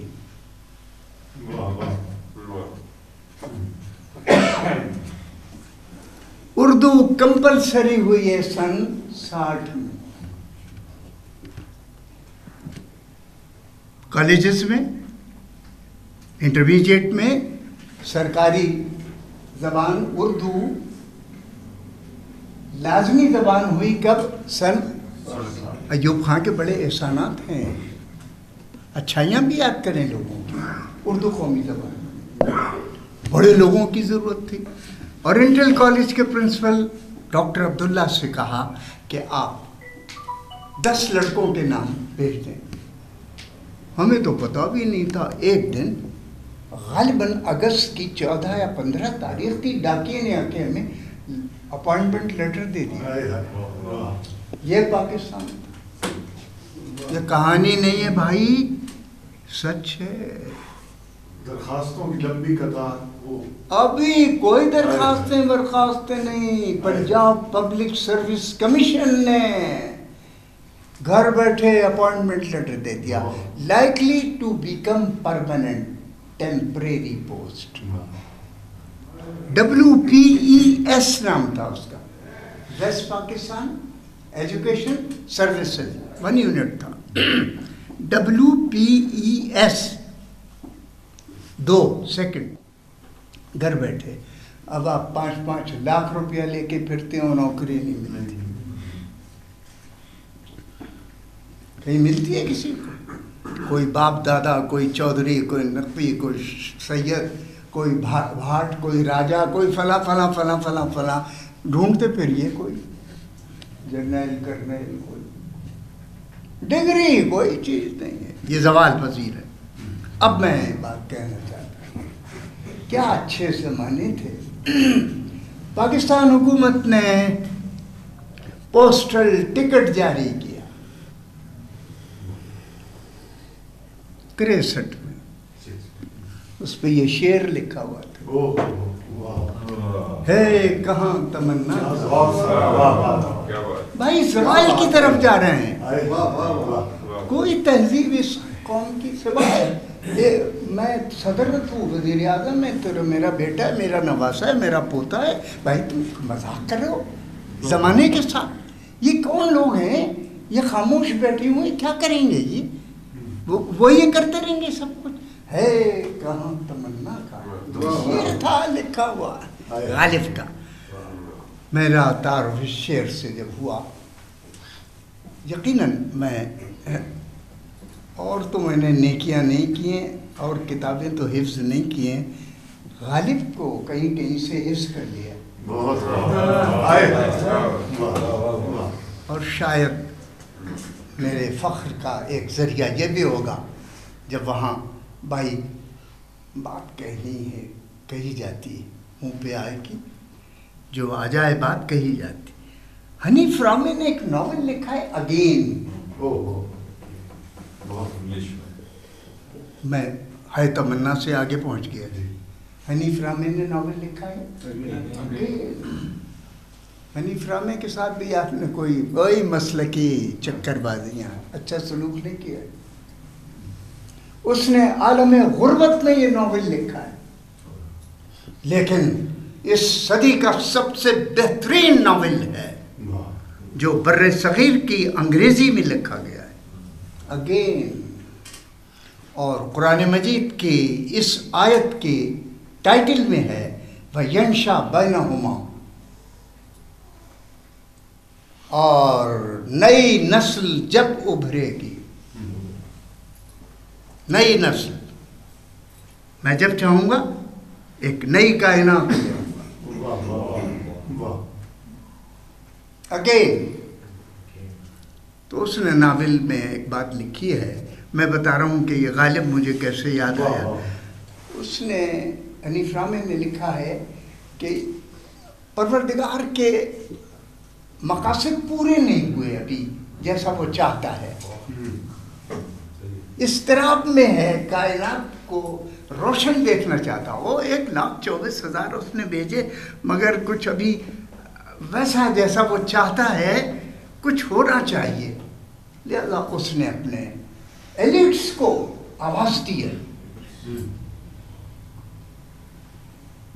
اپنی مخلوقات کے دانشوروں کو آواز دی ہے۔ اس نے افلاطون کو بھی آواز دی، اس نے پتہ نہیں آپ کے کڑوا نہ لگ جائے سچ، وشنو کو بھی آواز دی ہے۔ اگین کا یہ کریکٹر اس نے حضرت عیسیٰ کو بھی آواز دی ہے، اس نے حضرت ختمی مرتبت کو بھی آواز دی ہے، سب کو آوازیں دی ہیں۔ آؤ بیٹھو، اور نئی کائنات خلق کرنے کے لیے کیا کیا اصلاحوں کی ضرورت ہے بتاؤ۔ ارے بھائی بڑی مشکل میں تھا وہ انویٹیشن لیٹر، بھائی میں ادھر ادھر بھاگ نہ جاؤں کہیں موضوع سے، ہے کہاں تمنا کا، انویٹیشن لیٹر لکھے جانے لگے،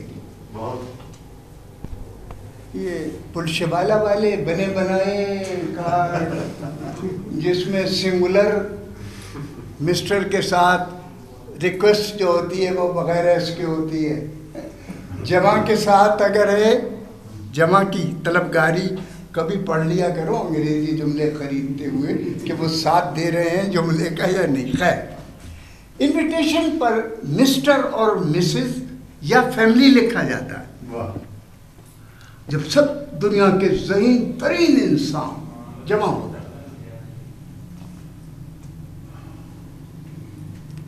ناول لکھنے والا کہتا ہے کہ مشکل پیش آئی کہ کیا مفرد آواز دی جائے سنگل کو آواز دی جائے تو اس پہ بہت سے لوگوں کا حق مارا جائے گا۔ ان کا کیا لکھے؟ انہوں نے کہا جی مسٹر اینڈ جو طریقہ کار ہے مسٹر، اس پر بھائی کیا کہنا، ارسطو نے کہا کہ اے رحمت عالم، پروردگار سے ارشاد ہوتا کہ جب عیسیٰ کو یہ انویٹیشن جائے گا تو پرابلم پیدا کرے گا۔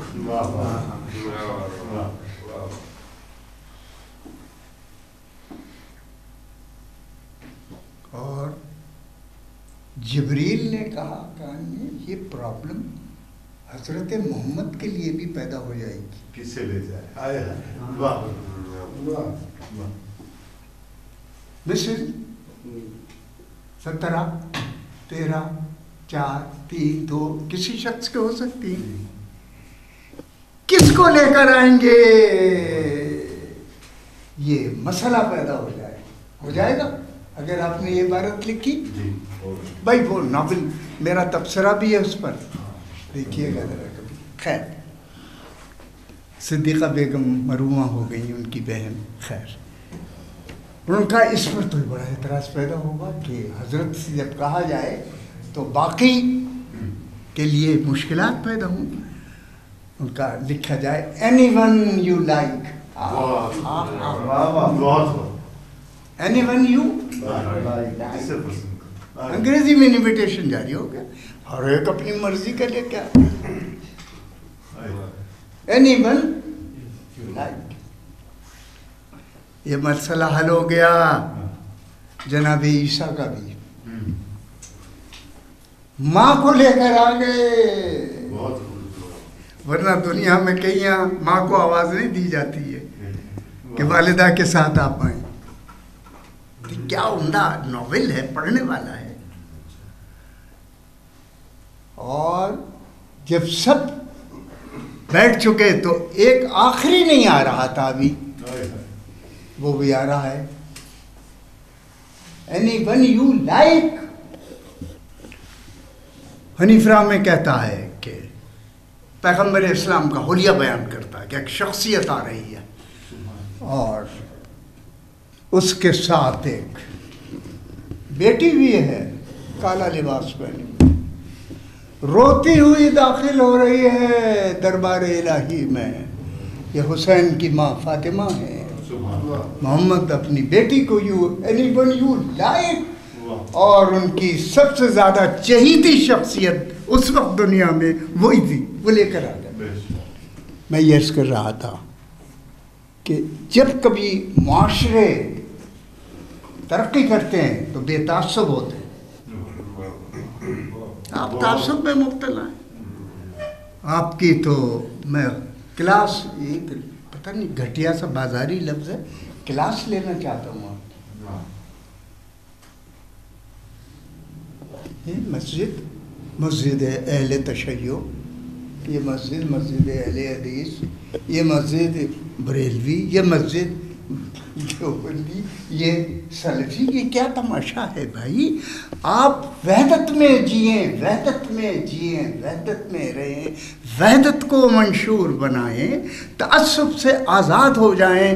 غالب اس وقت یاد آئے گا جب آپ تعصبات سے ہٹ جائیں گے، جب آپ اجرک اوڑھ کے نکلیں گے، جب آپ سر پہ پگڑی باندھ کر نکلیں گے، جب آپ مونچھیں بڑھا کے نکلیں گے، جب آپ ڈنڈا لے کے نکلیں گے، جب آپ شلواریں پہننے کو اہمیت دیں گے اور جلوس نکالیں گے. یہ ہمارا کلچر ہے. غالب کو کوئی بھی نہیں یاد کرے گا، کوئی نہیں یاد کرے گا. بعض میراثیں ایسی ہیں کہ جو مشترک ہوتی ہیں. غالب کو ہے کہاں تمنا کا کیا خیال دیا ہے. دوسرا قدم، انسان کس کائنات میں بستا ہے کہ اس کائنات کی پوری سراسر جد و جہد جو صدیوں سے چلی آ رہی ہے، آدم تا ایدم، یہ ایک قدم ہے اس خواہش کا، اگلا قدم کب تک؟ جب سے میرے دادا جان، پردادا قاتل تھے میرے پردادا جان، بہت بڑے قاتل، میرے ہی نہیں آپ کے دادا جان بھی بڑے قاتل تھے، اول نمبری. ان کا نام تھا حضرت قابیل. بھائی کو قتل کر دیا، میرے ایک چچا کو قتل کر دیا، دادا چچا. یہ کیا ہے بھائی؟ ہے کہاں تمنا کا. وہ چاہتے تھے یہ ہو، وہ نہیں ہوا، قتل کر دیا. آپ بھی اسی دنیا میں اسی لیے جی رہے ہیں کہ میں اپنے لیے جی کر دوسرے کو کیسے نقصان پہنچاتا ہوں. اس لیے میرا مسلک ہے میں اپنے لیے جیتا ہوں دوسرے کو نقصان دیے بغیر. میں اپنے آپ کو زندہ رکھنا چاہتا ہوں دوسرے کو مارے بغیر. اور آپ کا معاشرہ ہے دوسرے کو مار کر آپ جینا چاہتے ہیں, آپ پیٹ بھرنا چاہتے ہیں دوسرے کو بھوکا رکھتے ہے. کہاں تمنا کا کیا عمدہ شعر ہے. دوسرا قدم اور یہ عالم امکان, اس کو مت سمجھیے یہ زندگی ہے, یہ حیات ہے, یہ زمانہ ہے. یہ تو دشت امکان کا ایک چھوٹا سا قرینہ ہے داخلے کا. او دشت امکان, خدا ہوتا میں اگر بندہ نہ ہوتا, یہ دشت امکان.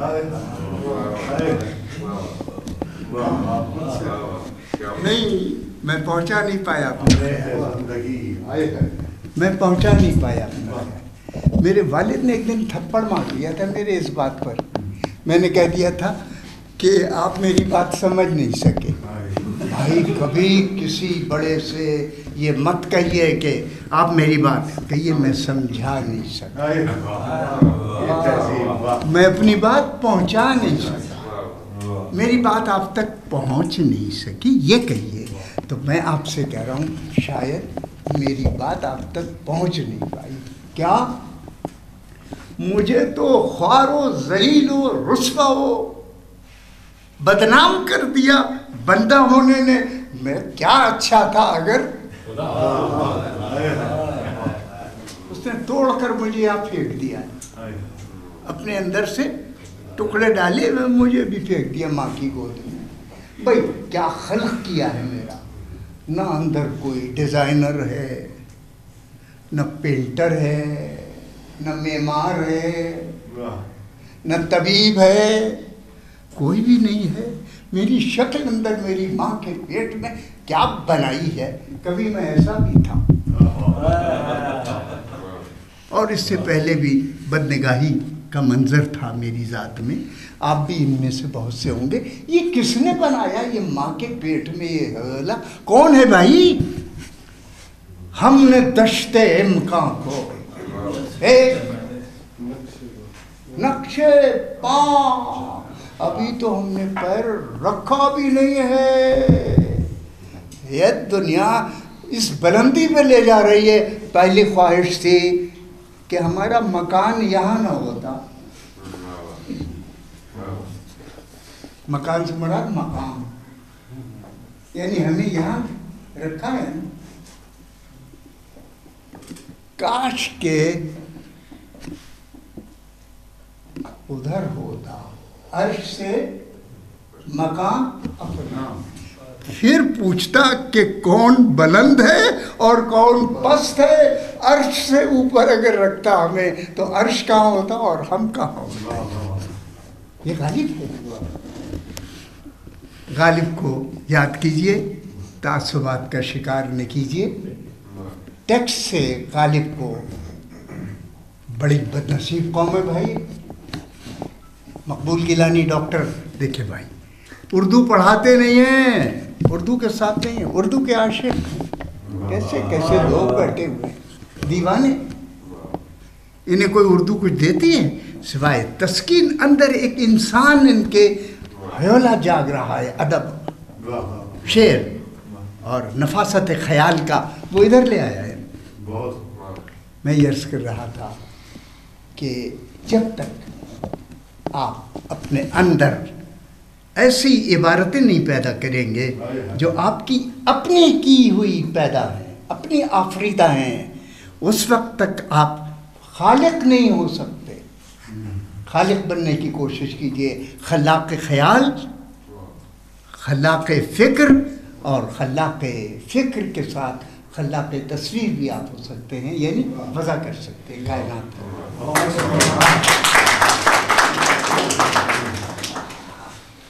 شکریہ.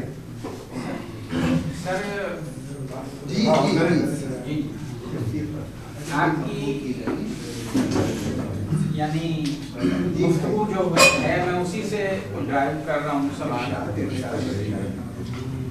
अगर हम नॉलेज की फॉर्मेशन की बात करें तो जब वो फ़र्द की ज़ात से मुंसलिक होती है तो ज़ाहिरी बात है कि वो अपनी इनफरादियत को बढ़ावा देने की और डेवलपमेंट होती है।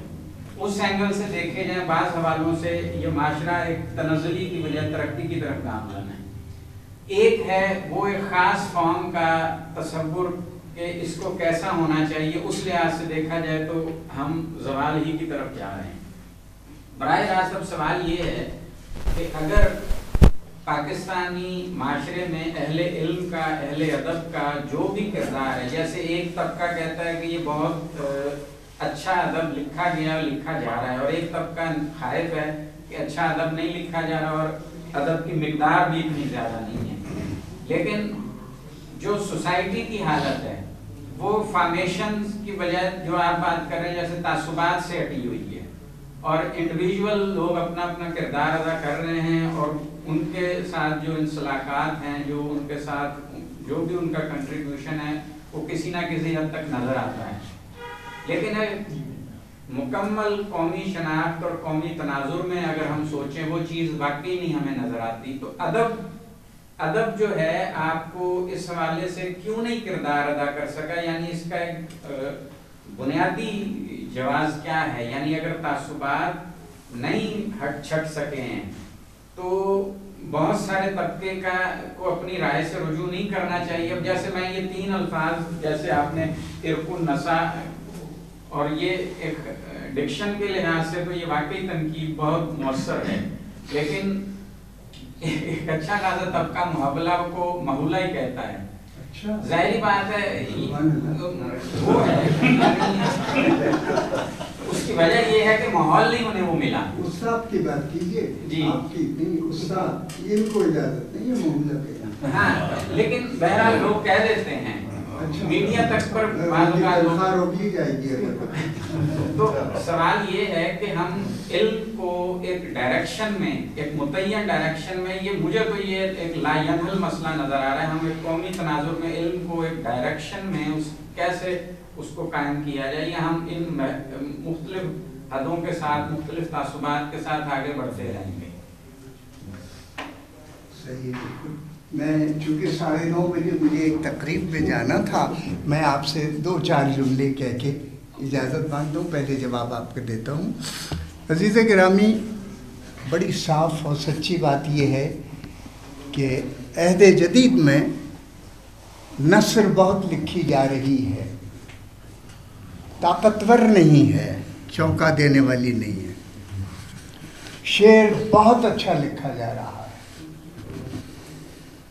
और उसकी अच्छाई यह है कि उसकी रगो पे में ज़माने की सांसें मौजूद हैं। नस्र में सांसें मौजूद हैं। मैं आखिर में एक जुमला और कहता हूँ कि कोई भी डिक्शन लफ्ज़ आपका इख्तियार है, चलते फिरते आदमी का, रेडी पढ़ने में लगा, दुकानदार का। उस्ताद तो इमामत करता है लुगत की, उस्ताद, और उस्ताद के बाद अदीब, आप सब लोग अहले दानिश खिलाफत की मसलक पर बैठे हैं अदब की। वो लफ्ज़ अगर अभी एक किताब मैंने सुनी, किताब का टाइटल मुसन्निफ नहीं पढ़ सकता, मौक़िफ़ हमारा क्या है वो कह रहा है। किताब का टाइटल पढ़ रहा है अपनी, क्या है हमारा मौक़िफ़, क्या है टाइटल है। भाई मेरे प्यारे, मौक़िफ़ तो कोई लफ्ज़ नहीं होता है, मौक़िफ़ कोई लफ्ज़ नहीं है। अब आप कहते नहीं होता है, लोग कहते हैं, लोग तो जेली भी कहते हैं, जेली जाली को कहते हैं। भाई लफ्ज़ तो मौक़िफ़ होता है या मौक़िफ़ होता है, और कोई तीसरा लफ्ज़ दुनिया का नहीं। मौक़िफ़ कोई लफ्ज़ नहीं है, या वो मौक़िफ़ है मफ़ल के वज़न पर, या वो मफ़ील है, यानी मौक़िफ़ है। मौक़िफ़ कोई लफ्ज़ नहीं है, कहीं दुनिया में नहीं है, ना उसके कोई इजाज़त। مجھے اجازت دیجیے اور انشاءاللہ زندگی رہے تو صحیح ہے. اور میرا تبصرہ آپ کے بہت بہت شکر گزار ہیں. فورم سارے دوست آپ کے ممنون میں ہیں. شکر گزار ہوں کہ آپ مجھے عزت دی اور اتنے بڑے لوگ آپ ویسے سر ابھی یہ اسکالر لگتا ہے دور سے آپ یہ سب کچھ لگتا ہے سر, ہر محفل میں وہی لگتا ہے. شکریہ. انہوں نے چھوٹا نہیں مان لیا نہیں یہ نہیں بتایا ہمارے